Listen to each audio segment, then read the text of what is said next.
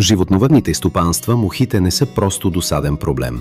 Те оказват пряко въздействие върху здравето и комфорта на животните, а като преносители на заболяването застрашават биосигурността на цялото стопанство.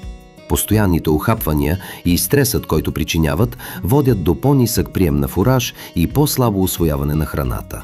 Това намалява прираста на теглото и производството на мляко, като въздейства директно върху влиянието върху производителността и резултатите на фермата. Diptron Masterfly Bite е разработен за ефективен и дълготраен контрол на мухите в животновъдните стопанства. Това е високоефективна инсектицидна примамка с мощно привличащо действие и дълготраен ефект. Започва да веднага, щом мухите навлизат в помещението, привлича ги неустоимо и ги елиминира бързо.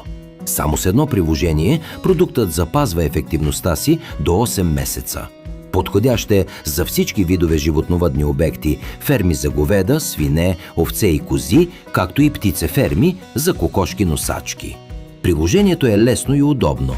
Смесете 100 грама продукт с 80 мл вода и нанесете сместа с четка върху панели с размер 30 на 30 см, изработени от неабсорбиращ материал, например пластмаса. 100 грама продукт са достатъчни за площ до 100 квадратни метра. Показвате панелите във вътрешни помещения, покрити пространства и централни коридори. Окачете ги на местата, недостъпни за животните. След поставянето на Diptron Masterfly Bite не е необходима поддръжка.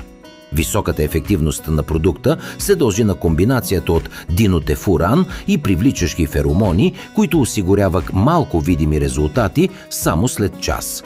Само едно приложение е достатъчно, за да осигури контрол на мухите през целия сезон. Видими резултати само след няколко часа. Продължителността на действие до 8 месеца. По-ниски разходи за контрол през сезона. Diptron Masterfly Bite.